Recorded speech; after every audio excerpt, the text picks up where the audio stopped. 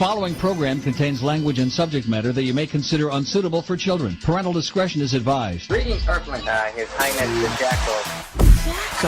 I'm going to pass the reins to Mr. Jackal, the new king of radio. I think Jackal's Espino. I'm not sure, but he'll give it to you good. The Jackal.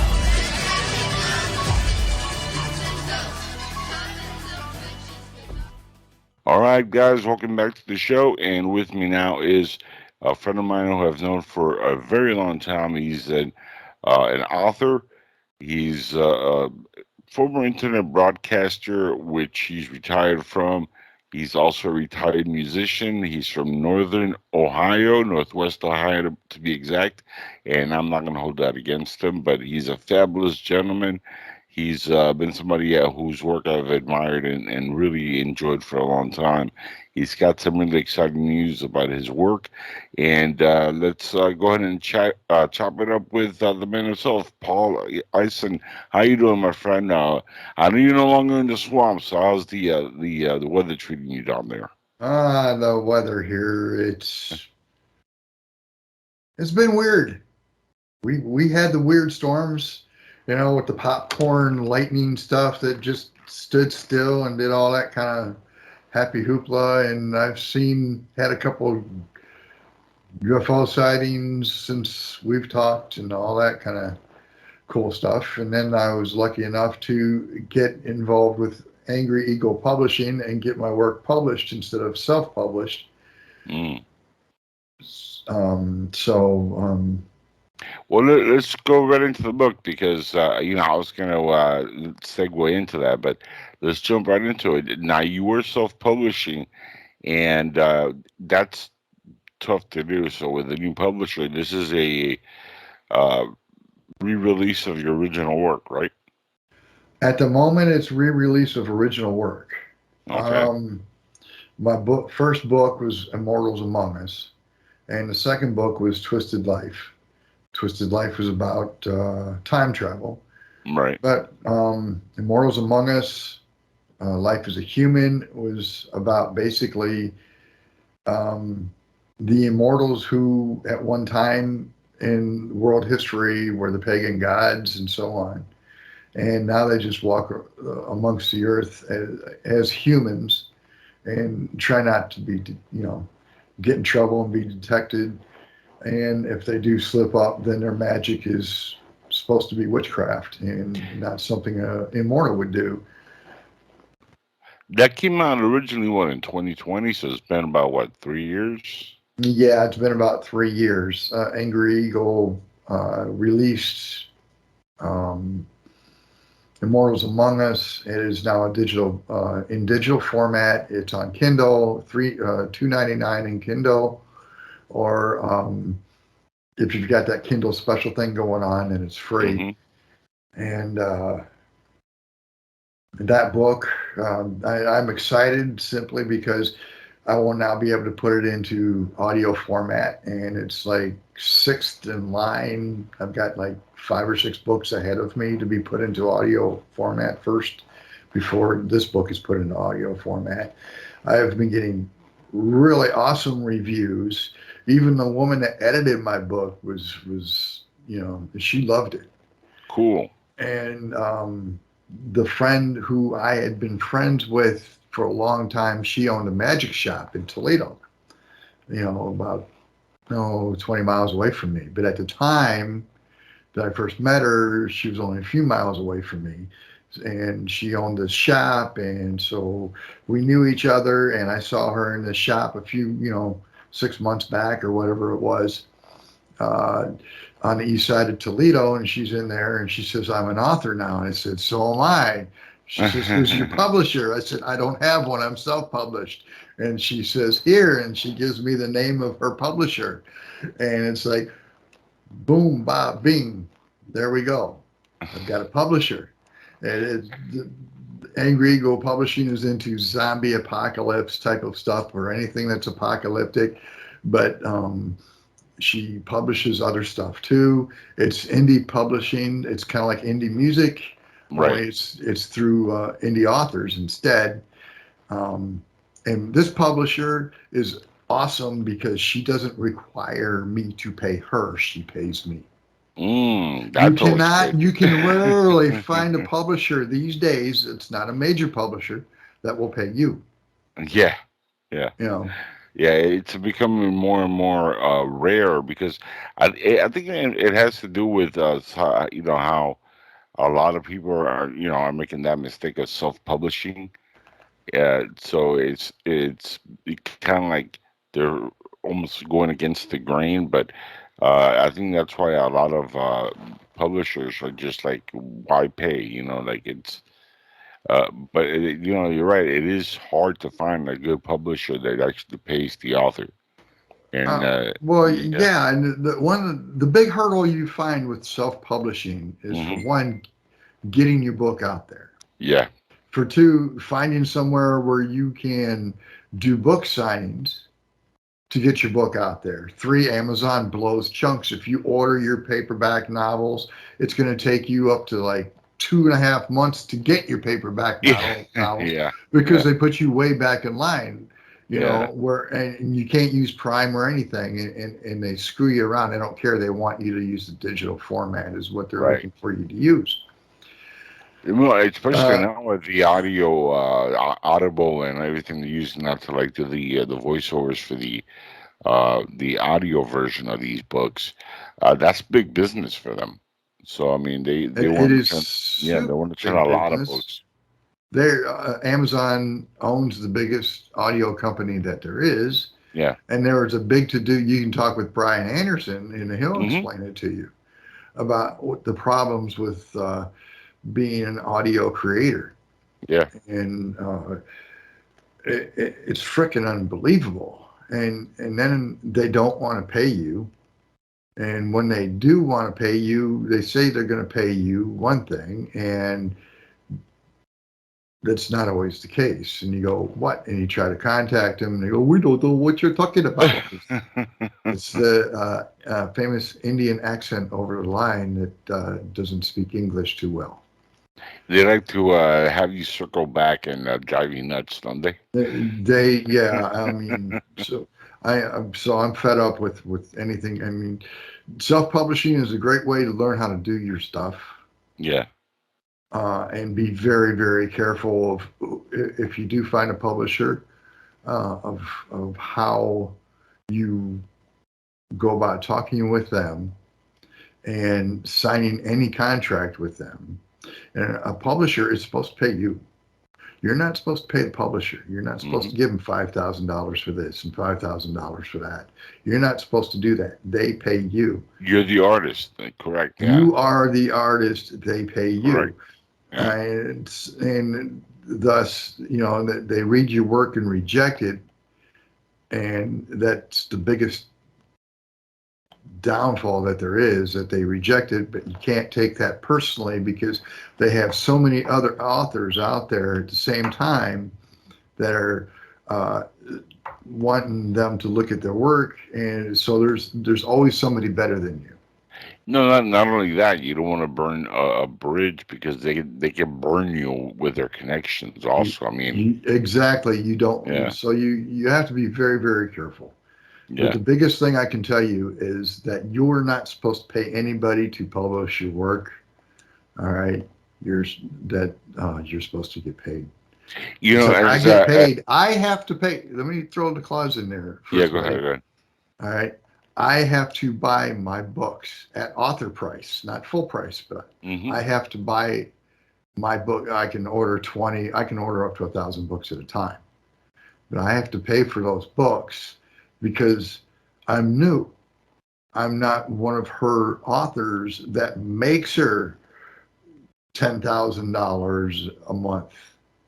So until I get to that status, she can't afford to throw money at me in that way. Do you know what I'm saying? Yeah. I have to.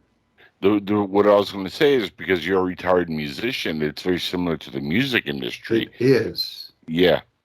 It is. It's like there's some places where you can get your music recorded.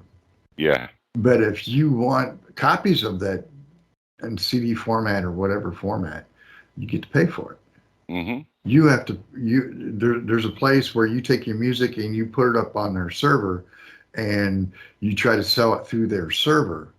And that's what I did for a while with one of my CDs, and sold next to nothing. But because again, I couldn't promote it, I wasn't able to promote it proper. But I had to pay.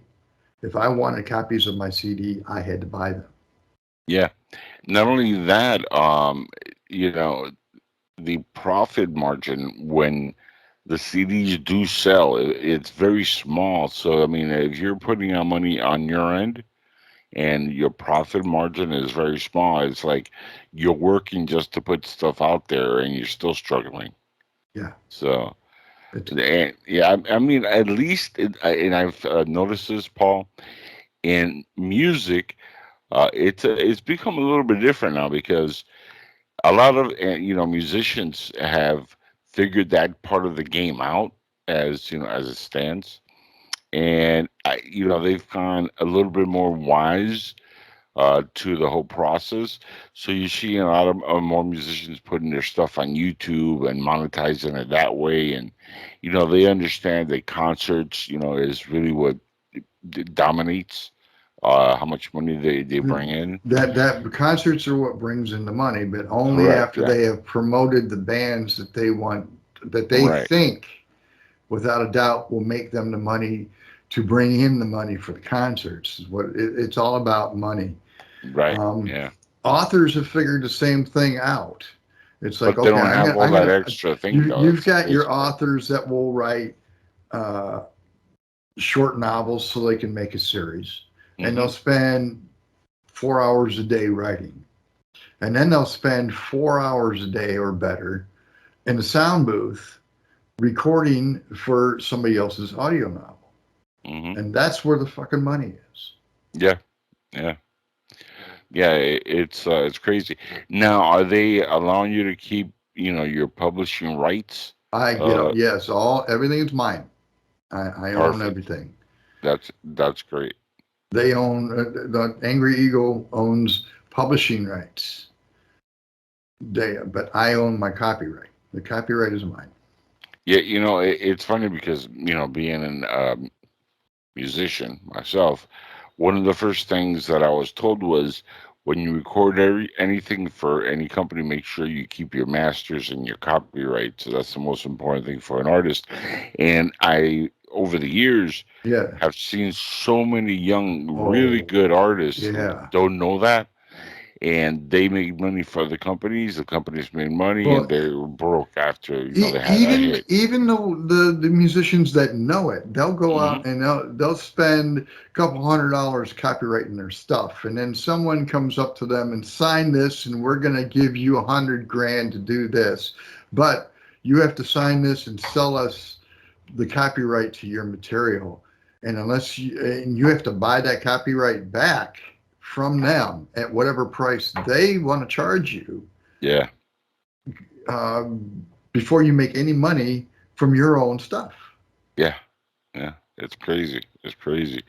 And it was so much easier, I think, back in the pre-internet and the pre-modern way we do things now. So it's getting a little bit better, I think, in that sense for musicians. But for authors, there's so little wiggle room to promote and make money. It's not like you can go on a concert tour and sell out arenas, and make money that way. Yeah. So it's a little bit tougher to go ahead and do the whole nation tour and be a successful paid author. You know what I mean?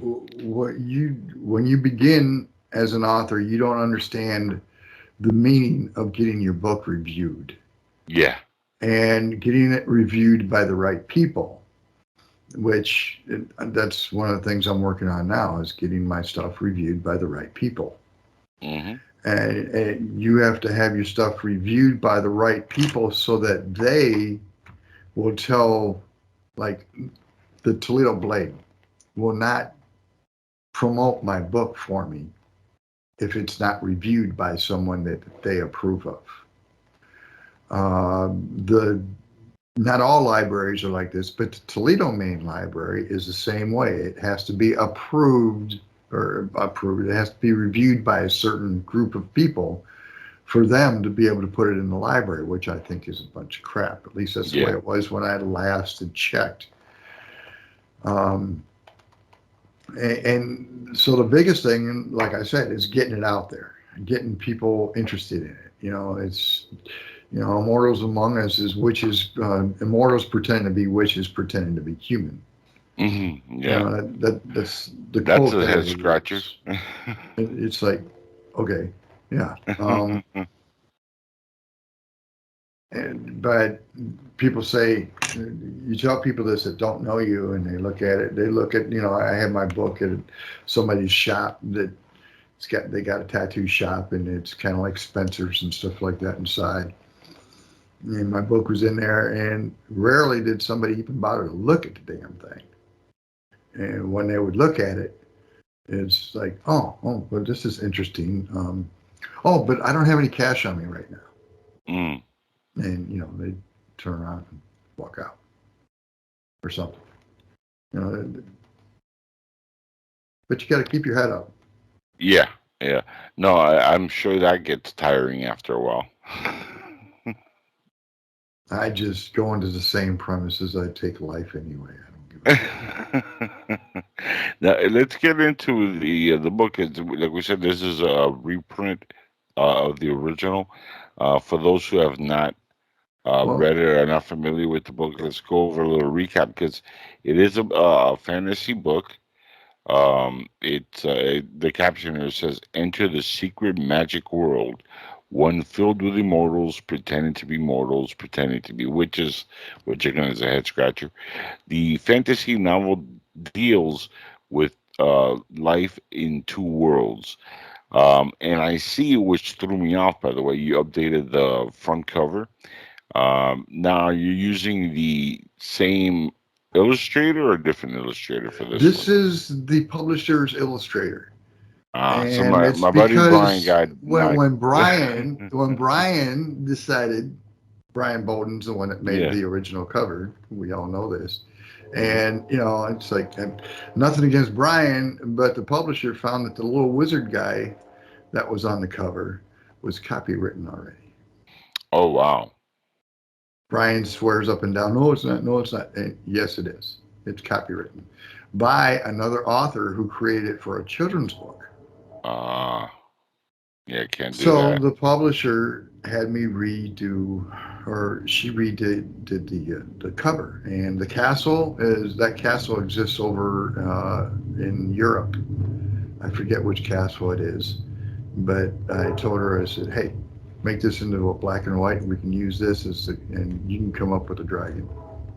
No, it's a nice cover, man. It's legit. I was looking at it, I was like, damn, this is like the best cover I've seen out of like your entire collection, and especially on Amazon, the ones that are unavailable. Yeah. The older ones.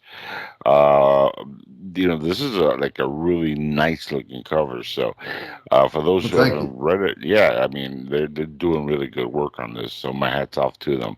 Not trying to knock Brian. He's a good friend also.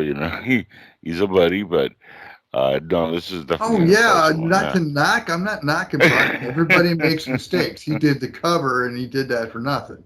Yeah. And that was awesome work for what it was worth, and it did. And I do like the cover. I still have one book existing left, or actually two, with that cover. We're going back, just to jump back real quick. Those little libraries that they have, the little stands with the books in them. Mm-hmm. One of the reasons that you want to buy books of your own books is that you can sneak around and stick your books inside those libraries, and people see them in there and they read them. Yeah, that's a psychological way to get your name out there. Well, it's one way of trying. No, the book has lots of drama in it. It's immortals. The immortals in the book kind of act like humans a lot. There's jealousy.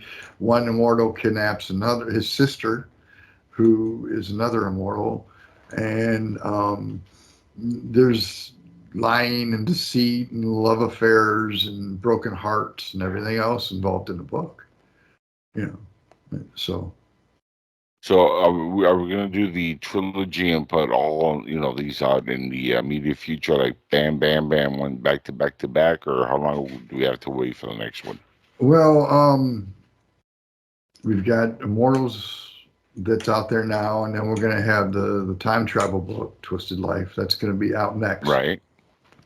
And as soon as I'm done, and I'm having somebody look at some of what I've already written now, who is a fellow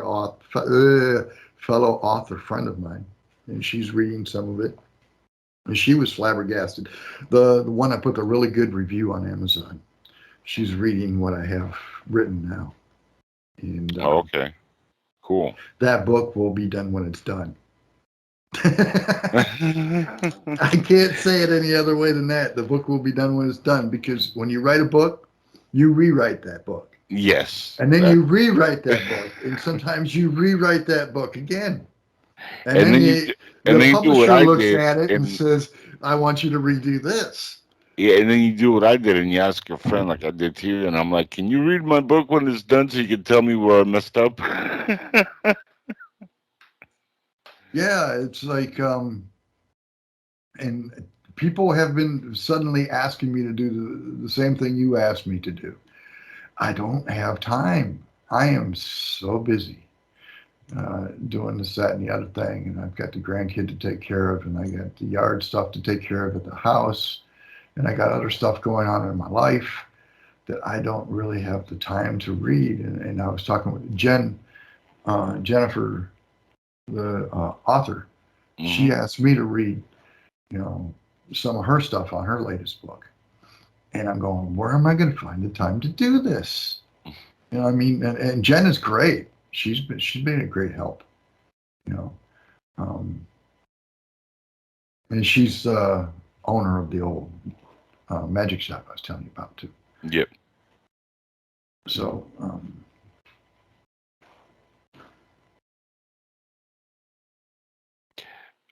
okay. Now here's a question for you. Have you had the itch to go back into internet broadcasting since you were retired? I have not. I miss it as to every once in a while I catch myself listening to one of my old shows. That's as far as it goes. Oh, really? I don't have any inkling. I mean, the amount of crap that went on, between people and stations and so on, I don't want anything to do with it anymore. It gets tiring, does it? I'm not going to call names. I'm not going to call anybody out or anything like that. I'm just not going to do that. But yeah. No, I know how it goes. Trust me, I've been at it for a very long time, and I'm now been at it for a long while. Yeah. So. Oh, you've been around. I mean, I've been around. I was around. I started doing this shit back in like '98, and it was. Yeah. You make a half-hour podcast. Podcasting was popular. Yeah, you didn't even call it podcasting yet. I just upload something that was a half hour long, and it would take me 5 hours to upload the motherfucker. Was it on the old 56K? Yes. Yeah. First 20 minutes is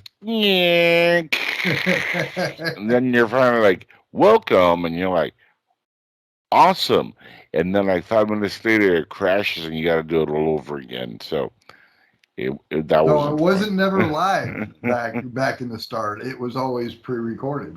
Yeah, no, I know that, but I mean the connection itself. Well, the people need to understand here, with a 56K connection, if you broadcasted, only 2 other people could hear it. Yes.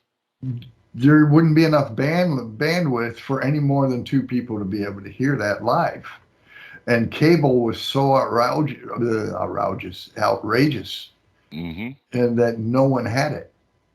A lot of businesses, unless they're big business, Big companies, yeah. They didn't have it. And no one was really convinced that the internet would be much, but that was back when it was actually the best it ever will be. Well, remember the internet, originally the concept was more for military use and for government use, and then it spread to the public like a lot of things do. Yeah. So, and as time goes, the technology got better.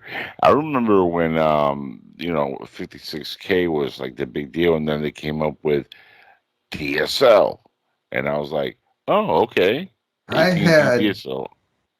two 56K routers. Actually, I had two clocked 56K routers. I had it clocked so I would get 100K out of one transmitting and 100K getting one receiving. And that was like the fastest you could even imagine to get. You know what I'm saying? You got two modems connected to one line. Mm-hmm. Yeah. So, and I had them overclocked. So that and it was still they would put out more. Oh yeah, it was still slow as hell. And then DSL came out, and it was the rage, and everybody liked that, and that was crap. Yeah.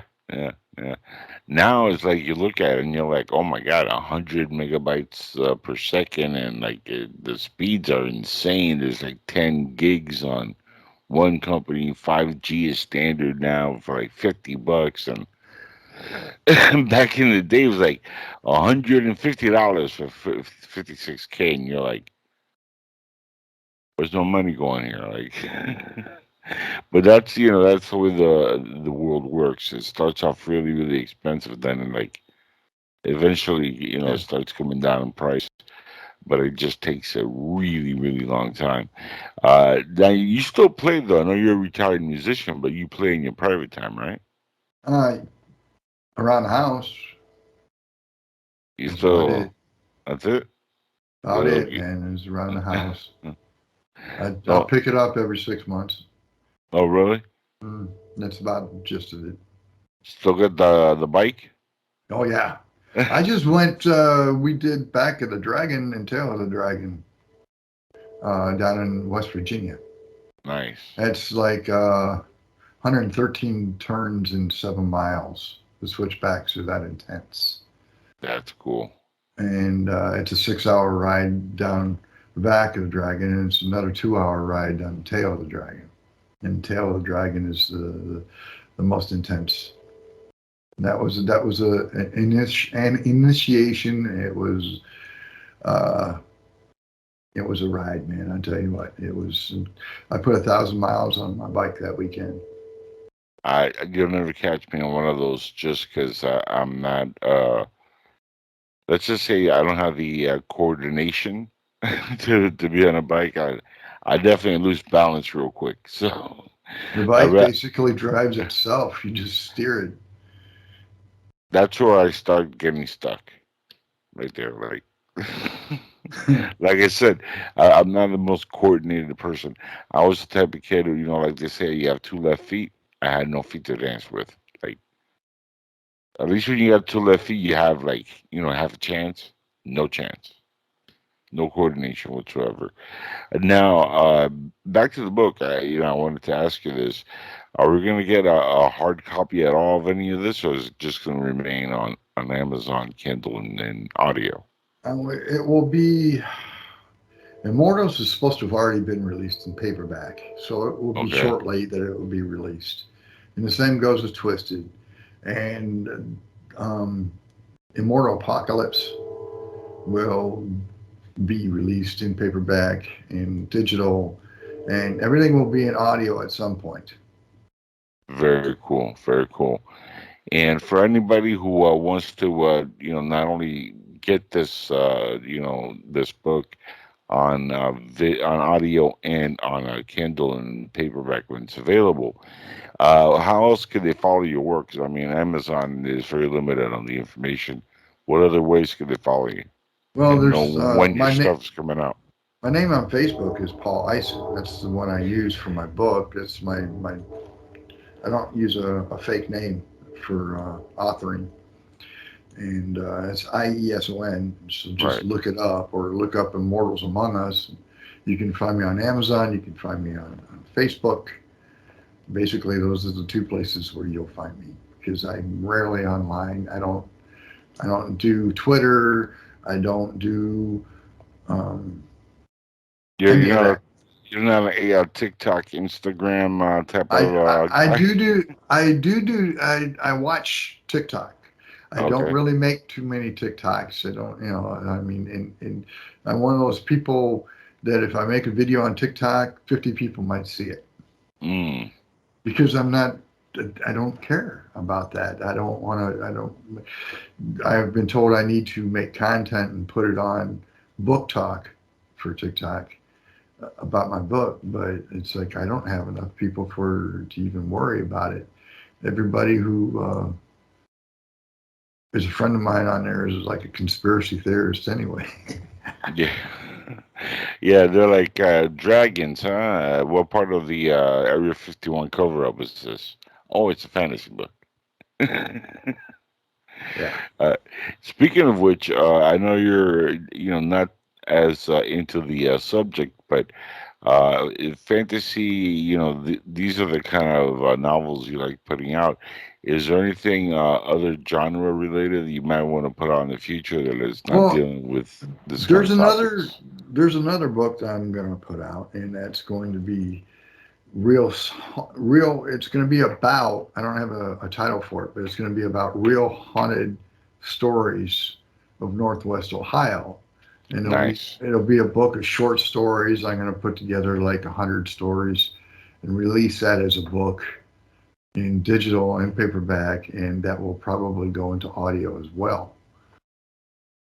Those I do don't. very well, by the way, Paul. They do very well, those kind of books. Just saying. I've got. If you go on my YouTube, I've got some short stories there that I put into audio that are mine, and but I did the speaking in them, so it's not the best. And I might need somebody else to do it. I'm not real happy with that's why it's on YouTube. That's why it's free. Yeah.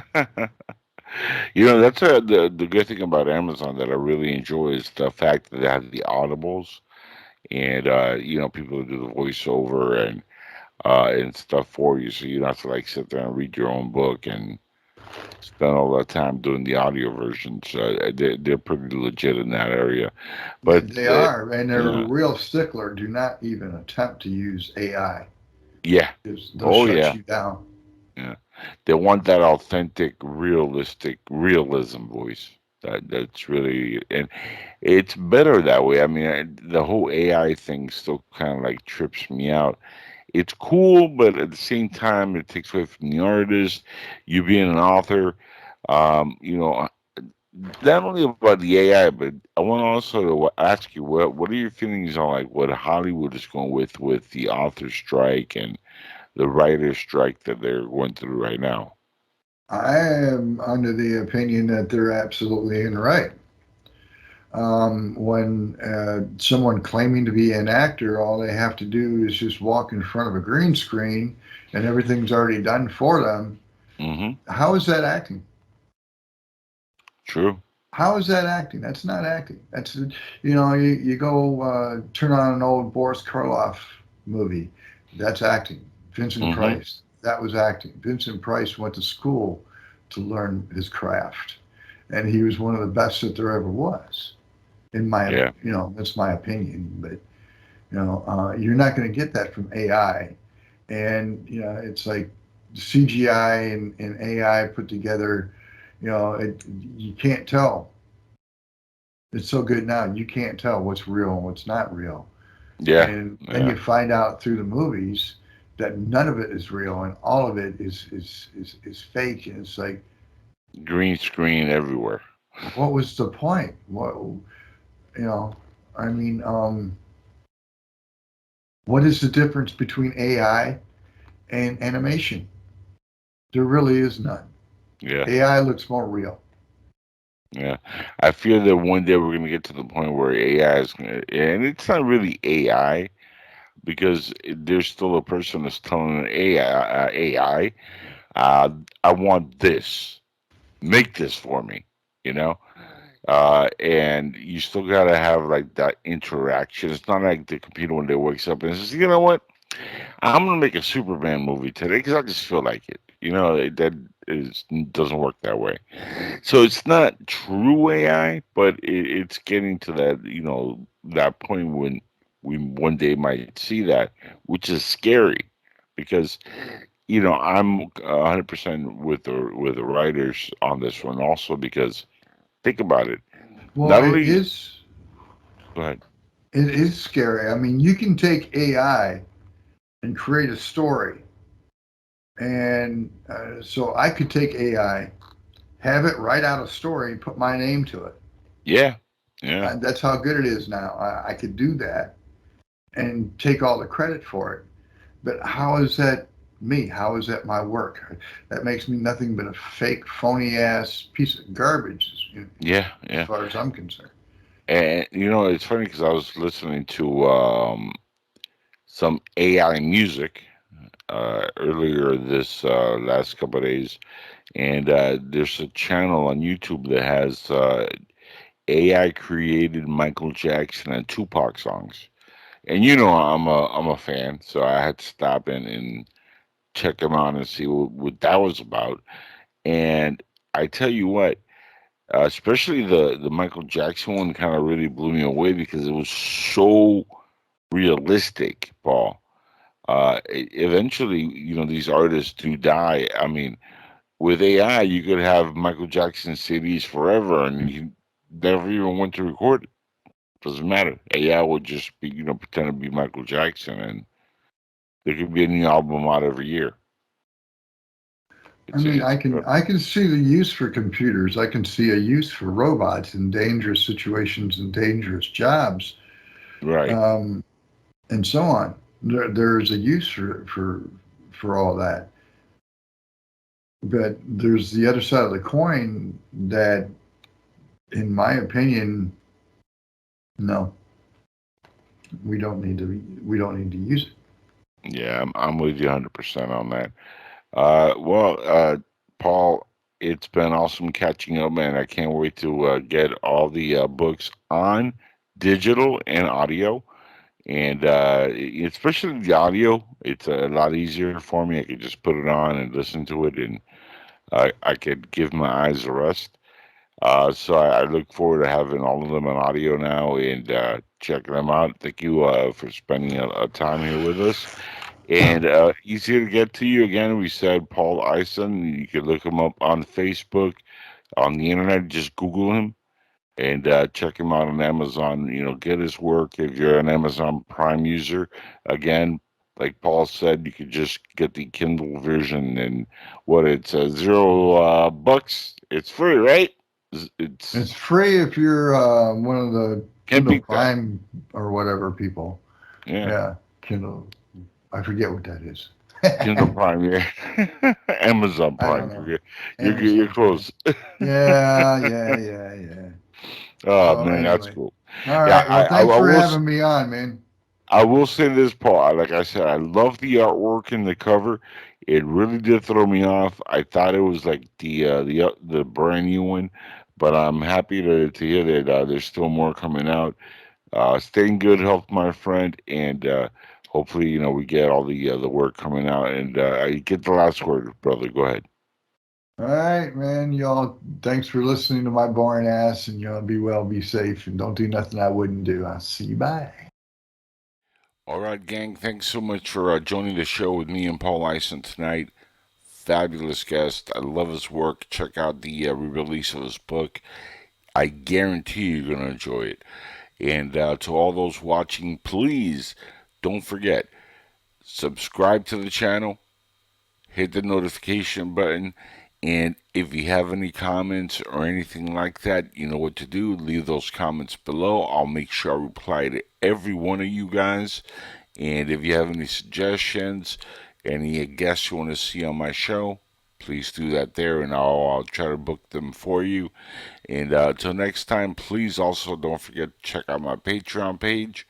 It's patreon.com/Angel Espino, and my main website where you can find all the rest of the information on me, including all my podcasts, all free, at angelespino.com. Again, that's angelespino.com.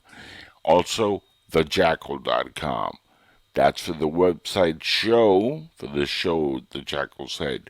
So remember, angelespino.com is my main website. Thejackal.com is the show page URL.